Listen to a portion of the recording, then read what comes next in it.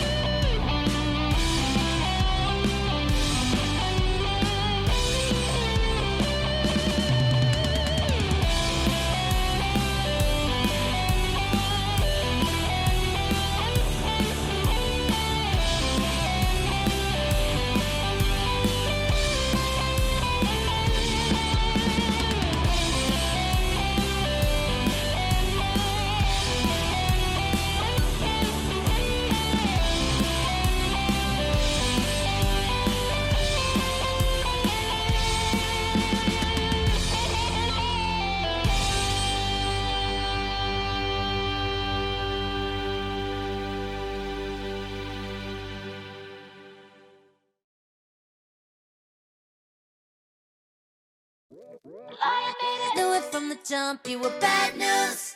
Eating up my time, leave my mind in the woods. But now you see the face under the red hood. And you cried, now you cry, yeah you cry, yeah you cry, whoa. Oh, you thought I was a little sheep, yeah, yeah. Never noticed how I hit my teeth. Now there ain't nobody that'll hear you. If you cry, if you cry, if you cry, if you cry, whoa. Once upon a time, I would let it slide. Make peace with the feelings until I realized little heroines never get a win. So I had to grow up and grow some thick skin. Now my eyes ain't ballin', only ballin' for the big moves. I can hear you calling, tell me who you gonna cry to. Zip it,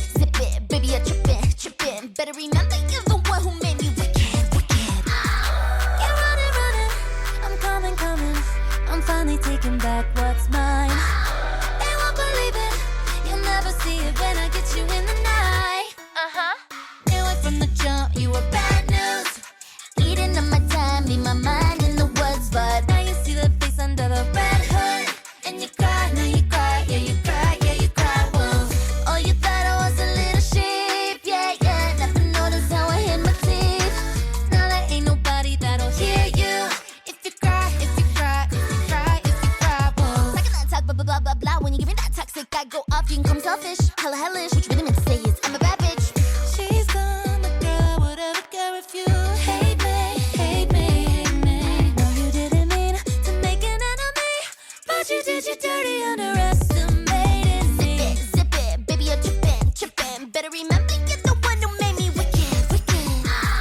Get ready, credit. I'm coming, coming. I'm finally taking back what's mine. They won't believe it. You'll never see it when I get you in the night. Knew it from the jump, you were bad news. Eating on my time, leave my mind in the woods. But now you see the face under the red hood, and you cried. So as you've seen in the time lapse, I had my most successful reading month in December of 2023. I read a total of 13 books. Yes, 13 books. Who am I? What happened? I don't know, but I was really, really motivated and I am so proud of myself. I've never read that many books in 1 month. Were more than half of those books manga and graphic novels? Yeah. Were some of those books very short books that I could read in one sitting?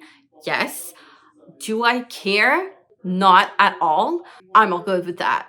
So, first of all, I had a plan to read 14 books for that month because were all of the books I was trying to prioritize during the month of December. But I didn't read all of the books on my TBR. I did get 2 more additional books that I was not planning on reading because I received those as a gift on Christmas Day from my husband. So that was a fun addition that I read really, really quickly, and I'll tell you when we get to them. I was also doing, as always, the Buzzwordathon, the Choose Your Own Adventure Readathon, as well as my own, which is the end of the year Reading Rush Challenge. So there was a lot going on. First of all, for the end of the year Reading Rush Challenge, I had 2 bingo boards, an easy one and a more advanced one.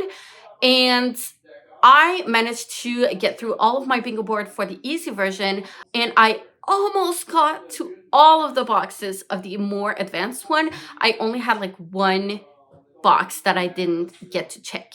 So I'm actually really, really happy with how that went. So the easy bingo board goes like this. So I've pretty much checked all the boxes. Drink a hot beverage, pick up a book, listen to holiday music, read for 30 minutes in one sitting, favorite genre, read 4 chapters in one sitting, eat homemade food, green or red on the cover, read to a holiday or winter ambience. So as you can see, this was supposed to be an easy bingo board to get to and to finish, because sometimes it's just hard to finish that last month of the year, and I wanted people to just go through a win at least once during the year. So that's why I made it that way, and I was successful. I'm really happy with that.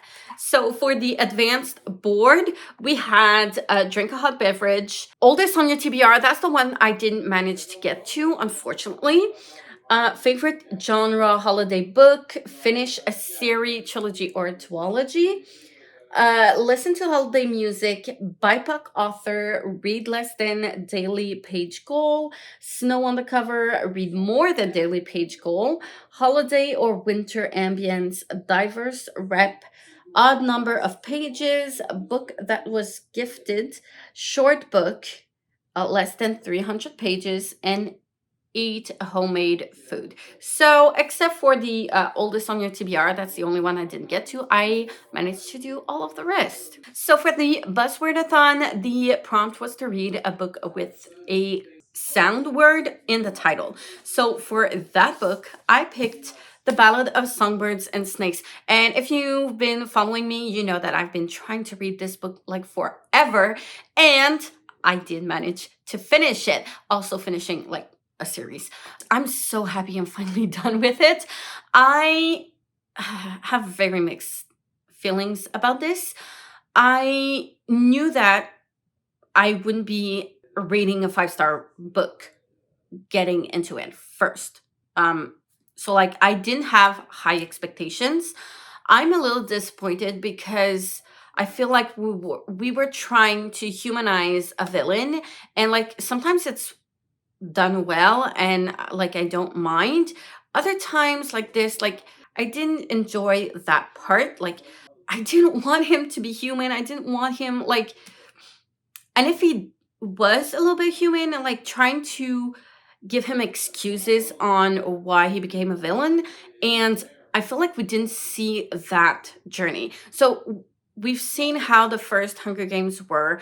I feel like the timing is a little bit off as well, because he was like 17 years old or 18 years old during the 10th Hunger Games. And the actual trilogy of the Hunger Games with the movies and the original books, they take place during the 74th Hunger Games. So 64 years later. So that means Snow would have been like 82 years old, which I find is a little bit stretched. Like I get that he's been there for a long time, but I don't know. It felt a little bit off to me, that timing. There's another character in here that is Snow's cousin. I think they're called Tigress. I think that's how you pronounce the name. But uh, that character was older than Snow and was also in the Mockingjay book, which means that character would be like older than 82 years old, and that's not how it was portrayed in the Mockingjay. So that kind of bothered me a little bit. Other than that, I did enjoy the songs. In the first book, I feel like the songs were an important part of the series, of the universe, of how like they have nothing left except themselves and their voices, and I felt it was an important part. I don't know how to explain it other but it's so strong. And in this we kind of see some songs from the actual original books, and we know where they come from, and I found that very, very interesting. I was really happy to see that, actually. And they kind of made sense. But you also have like Snow's interpretation of those songs, and he is not a good analyst for music. So yeah. Also, this book was way too long. So I wished we would have seen the evolution of the character of Snow and like how he slowly turned into a villain, but that was not the case. We just saw how he dealt with like the actual 10th Hunger Games, and I wanted it to be more in depth of the character and how complex it can be to turn evil. Like, I know characters can be so morally gray and make bad decisions over bad decisions, and they start to believe that they're doing the right thing and they're taking the right decisions. But that's not what was happening here. I feel like that's what happened in the Puppy War trilogy, and that's why I loved Rin so much, because she was making really bad decisions and she really believed it was the right thing to do. And it was so great, so difficult decisions to make, and there was no right decision. And here, it's pretty obvious what the right decision to do is. So, yeah, I was a little bit mixed on that. I wasn't a big fan, and the book didn't need to be that long. I think that it could have been way shorter. We could have had just a couple of chapters here and there. Like half of this would have been fine.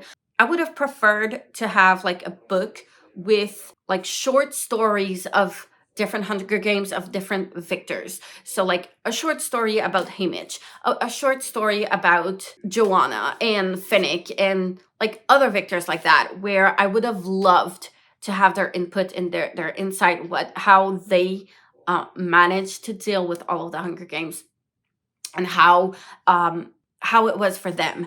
I think it would have been a little bit more interesting, or it would have given something more to the series, which in here, this book didn't really give me anything else, except for the songs, which I thought was interesting. But other than that, like, I don't sympathize with Snow at all.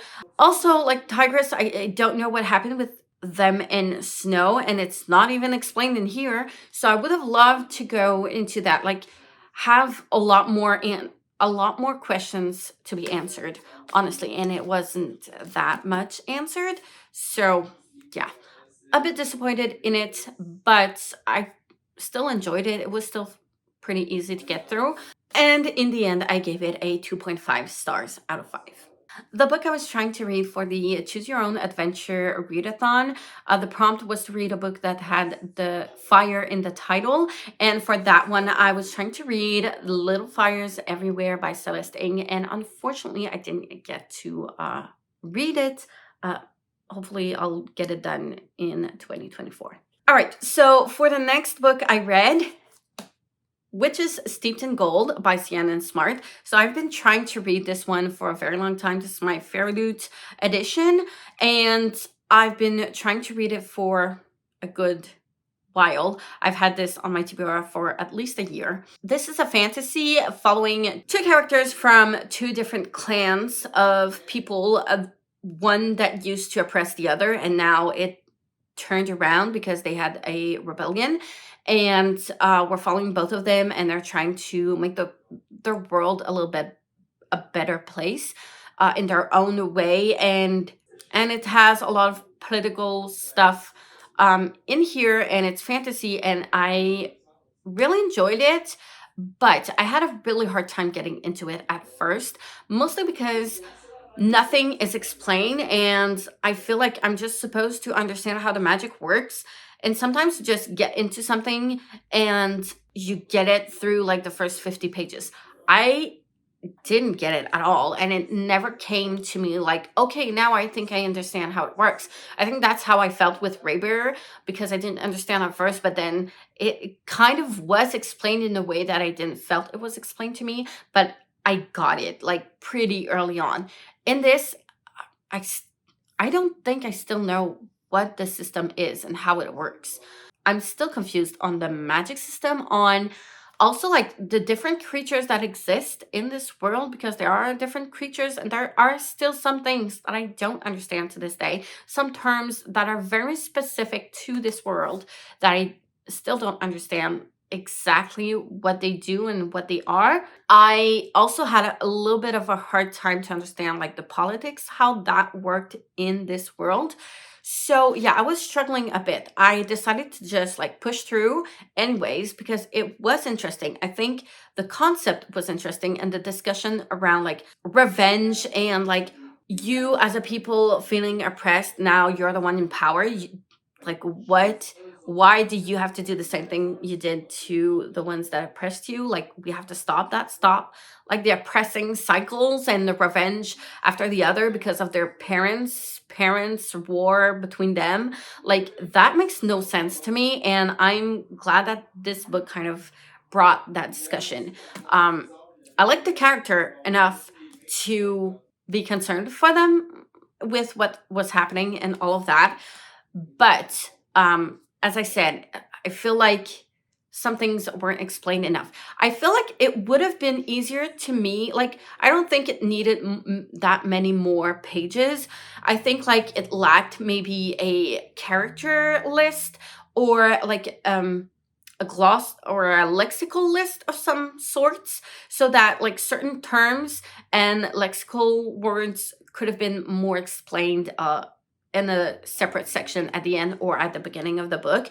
I really would have appreciated that, but unfortunately it wasn't in there. I'm still interested to read the second book, which I'm not sure about the title of the second one. I know there's a second book.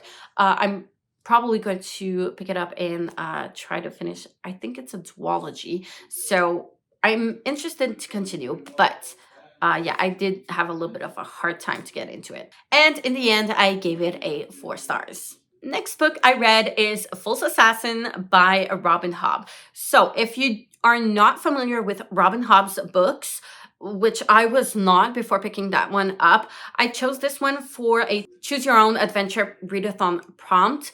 I needed a book from a tarot card, which I got the full card, and I decided to pick this one up. But I've never read any Robin Hobb book before. I wasn't aware. I don't know why I've heard of this book so much. I thought it was like the first book of the first trilogy, because Um, in this, I think it's the Elderlings universe. There are like 5 trilogies, 4 trilogies in one series of 4. And the first trilogy is the Farseer trilogy, which is the Assassin's Apprentice, not the Fool's Assassin. And this is actually the first book of the last trilogy of the whole universe. So I was like, So yeah, I continued on just because I wanted to get that prompt done with. But I do feel like there are some stuff that I was missing. It is high fantasy and it follows Fitz. Like throughout all of the trilogies, it follows Fitz, who is a bastard son, and they have like through the royal lineage, they have a special kind of magic, and he is trying to be an assassin, and there's a whole lot of quests that happen that I don't know of because I haven't read the other books. And False Assassins take place when he is actually retired around 40-ish of age, and he's retired, and I think he's faking his death because he doesn't want people to get to him, and he's just trying to live his life as calmly as possible with his family and all. But yeah, I didn't have a hard time getting into it. I understood pretty much everything that was going on. Yeah, the magic system wasn't exactly like fully explained, but I got the gist of it like through the reading. It wasn't that complicated to get, so that I was kind of fine with. There's a couple of things that I thought were a little bit weird. I was a little bit confused with the characters, but again, I haven't read all of the other books that came before, so like there's 16 books in total in this trilogy, and I started with the 14th book, so obviously like there's 13 other books that I'm missing. But overall, it was still easy to get into. Not much happened though, so it's very, very slow. And I feel like there's not like this big adventure. I feel like it's a lot of putting things together to make sure that all of the pieces are there that you need in order to get to the journey. So it was just like a whole setup for the actual quest that is going to be in the second book of that trilogy, if that makes sense. Which I don't mind because it was well done and I loved the character development. And there were little clues here and there throughout the book, and it does go through a couple of years go by, like in that book. So and there are some things that I forgot, like when I went further in, and the twist at the end was intense. I was not expecting that, and there were some signs there, and I just kept them in my mind because I knew that they would be useful for something, like they were foretelling something. And I was right, but I couldn't see the twist coming, even if I knew of those signs. But yeah, it was a fun read. It is slow, so it does take a long time to go through. And it's like, I read them on my e-reader because they're way too thick books. And they're like over 600 pages each. So yeah, and it's like, and I think on my reader, it was like 1,200 or 1,400 pages. It's a lot. But it's fine. I really enjoyed it. I am going to start like the first book chronologically in 2024, so stay tuned for that if you want to have all of my thoughts on the other books and like get back to Fool's Assassins eventually. Stay tuned for that. But so far for the Fool's Assassin, I gave it 4-star. The next book I picked up was A Boy Called Christmas by Matt Haig. Again, another book on my e-reader because I wanted this book specifically and my local bookstore didn't have it on hand. So I decided to just pick it up on my reader because it was just easy access. But I would love to have it physically. It is a short book by Matt Haig. I watched the movie last year and I didn't know it was an actual book. I saw it in the credits that it was by Matt Haig, and I was actually really, really surprised that I didn't hear about it before. So I decided to pick it up this year. So it follows this boy who lives in Finland, if I'm not mistaken, one of those countries over there. But I'm pretty sure it's Finland. and he lives in a very secluded area in the forest and the cabin, and they're poor and they try to make the best they can with what they have. And his father is going on this mission to find elves, this secret little elf a town, so that they can have a reward from the king and have like this big money. And he goes with a bunch of other characters, and this little boy is taken care of by his aunt, which is really, really mean. So he decides to go away and find his father. And a lot of things happen there with the elves and all of that. And it's all of the like becoming of Santa Claus and Father Christmas, as he calls them. He's been called in. It's a really, really good book. I thought it was sweet. I thought it like, yes, talked about a lot of like what people go through. It can be a little bit tough. I don't know what the audience for this book is. I don't know if, I'm not sure if it's a middle grade or a YA. It's definitely not adult, but it was really fun to read. And I strongly recommend the book and the movie, because the movie was really good as well. And it's really close to the book. I think the book actually adds a little bit more by the end of the book of how he actually ended up being Santa Claus.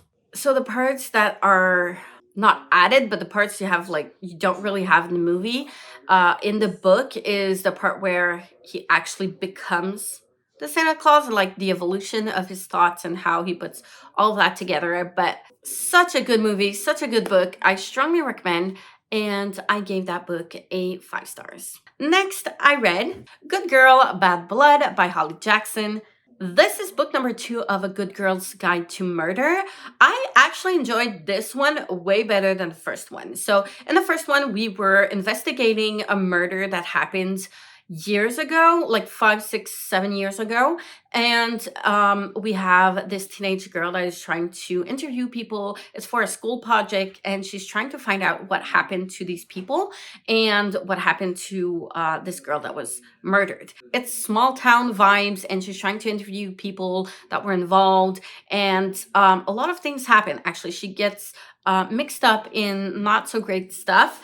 But in the end, they do find out what happened to that poor girl. And book number 2, we are investigating a mystery that is happening right now, in the present moment. So I enjoyed this one way better, I think, because of that, because we were not reminiscing like stuff from years and years before, because it was all happening in the moment and things were unraveling as it was going, as the investigation was going. I thought this was more interesting, and the way that was told was a little bit more interesting to me. Again, it is a YA, so maybe like my opinion is biased, but I really enjoyed the second book better than the first one. I don't want to talk too much about like what goes on here because it's still a sequel, but I ended up giving it a 4.5 stars out of 5. The next book I read is Ma vie de Jello Mou by Elisabeth Paris-Lessard. This is a French-Canadian book written by a friend of mine, or an acquaintance of mine. I went to university with the author, and she's an amazing artist altogether, like regardless if it's writing or other stuff, theater and all that other stuff. But she's amazing. I read this is the second book of the series. I think she has like 5 or 6 out now. I think it would be categorized as an older middle grade or young YA, because the main character is 14 years old. And I know some of my students in 6th grade do read these books. So more like middle grade than YA. But they are so fun little books, very easy to read.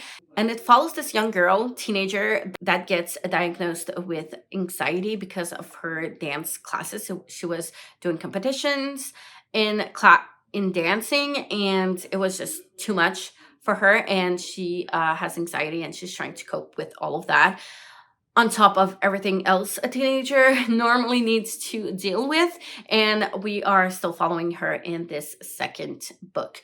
I really loved it. It was fun. 5 stars. strongly recommend it if you do speak French. Unfortunately, I don't think it's translated yet, but if you do speak French, strongly recommend. Next book I read is A Death Note, Volume 3. Yes, we are starting with the manga volumes. So this one is the third volume of the series. Death Note is a manga in which we follow Light, who is a son of a detective and like a highly ranked detective, and they are trying to find out who is doing all of these murders of murderers. And Light actually is the one who finds this death note, in which when he writes the name of a person in that book, that person will die, and you can like write dates and times and ways that different people will die, and you can control that stuff.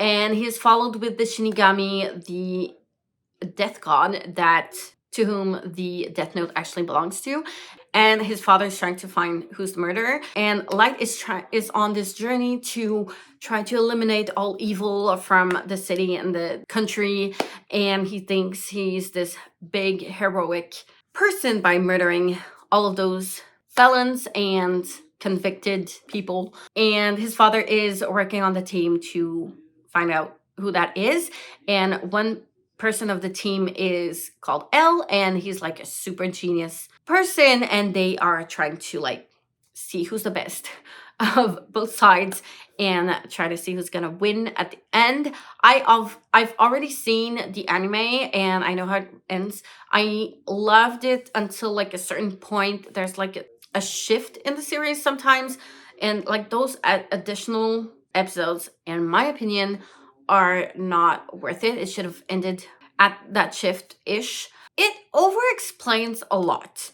So, like, be aware of that when you get into it. It's very over-the-top explaining why they're doing this because of this. And it's a lot of, like, psychology of, like, why I'm not gonna get caught because of this and this and that. So there's a lot of, like, high potential stuff, if that makes sense. So it can get a little bit tedious to read at some times. I don't mind it because I'm just used to it and I've watched it a lot when I was younger. So like I love Death Note. It's all good. I haven't read the manga so far. But from what I've seen, it's pretty much very faithful to the anime. I'm guessing it might change throughout the series towards the end. We'll see. But so far, so good. And I gave this volume 4 stars. Next, continuing with mangas, I read Spy Family Volume 3, 4, and 5. So I've had these ones on my T-bar for a while. I was waiting until like I needed quick reads to pick them up, and I picked them up like one after the other. So it was really easy to get to. I was already in the mood of the series. So we follow this spy called Twilight, and he's like the biggest spy, and he's trying to make sure a war doesn't erupt between two political parties. And he has to go undercover and send a daughter into this very elite, prestigious private school, and he doesn't have a family, so like he has to go and adopt a child, which he does.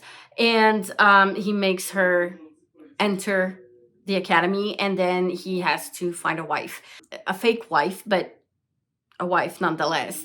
And so he's a spy, the wife is an assassin, and the little girl actually is a telepath, and she's the only one that knows what's going on, like the whole picture of everything that's going on, because Lloyd, or Twilight, doesn't know that his wife is an assassin, doesn't know that his daughter is a telepath, and Yuri, the wife, doesn't know that her husband is a spy and that her daughter is a telepath. So basically the only one that knows what's going on is the daughter, and it's funny, it's cute. I really love it. It's a really light mood to go into, and I really love that. And it's really easy to get to. I strongly recommend them. When you read more than one manga at a time, like one after the other, it kind of blurs what happens in which volume. But I tried to rate them like as soon as I was finished with it, I tried to rate each of these books. If I remember correctly, the first one I rated a 5 stars, volume 3 of 4 stars, and then volume 4 and 5 I rated 4.5 stars. And finally, the last 3 books I read this month were Heartstopper, volume 2, 3, and 4. So volume 2 I already had on my TBR, but I was waiting for a rainy day, a rainy month, so I could pick it up and have an easy, quick read done during that month. So yay. And then my husband surprisingly bought me volumes 3 and 4 for Christmas. I was so happy, and I knew I had to just go through them again, one after the other, and binge read them as soon as possible. And I think the volume 5 just got out in December, so I'll be able to go get that one soon-ish. And I also was able to finally watch the TV series, both seasons, because I knew I wasn't going to be spoiled since I've read until book number 4. So this follows Charlie and Nick, who unexpectedly fall in love, and it's wholesome, and it's so cute and so positive, and it's not like this whole miscommunication stuff. It's not about like it doesn't go through a lot of like trauma of being LGBTQ plus. It's done in a very positive way, and it's really refreshing to see it that way. And this is one of the reasons why I love these books so much. It's just really, really cute. I love like the diversity of reps that are in here. The relationships are really, really diverse, and the families are very supportive, which is really important to see. It's not always easy, but there's not that much drama, and I actually enjoy that because teen stuff can tend to go very dramatic, but it's not the case in here in Heartstopper. I think there's a little bit more drama in the TV series because otherwise it would be a little bit boring as a TV series, but as a show. But in the books, it's so wholesome, so cute. So again, I was trying to rate every one of these books like as soon as I finish them, because I don't exactly remember what happens in which book. So volume 2, I rated 4.5 stars. Volume 3 was my favorite because they are going to a school trip in Paris, and I don't know why I loved it so much. It was really my favorite, and I gave this one a 6 stars, which I only give to my like all-time favorites of the year. So yay. I know that some people do mention that there's mental health issues and like eating disorders in here that wasn't necessarily fully addressed. I didn't see it as something that was not done well. I saw it as something that was just starting to happen so that it could be dealt with in the next volume. And that's pretty much what happened. But just be aware of it if you want to pick it up, because there are some self-harm, eating disorders, and mental health issues in here. If it's triggering for you, just be aware of that. And volume 4, I gave it a 5 stars. And that's it. You have it. Those were my 13 books read in December 2023.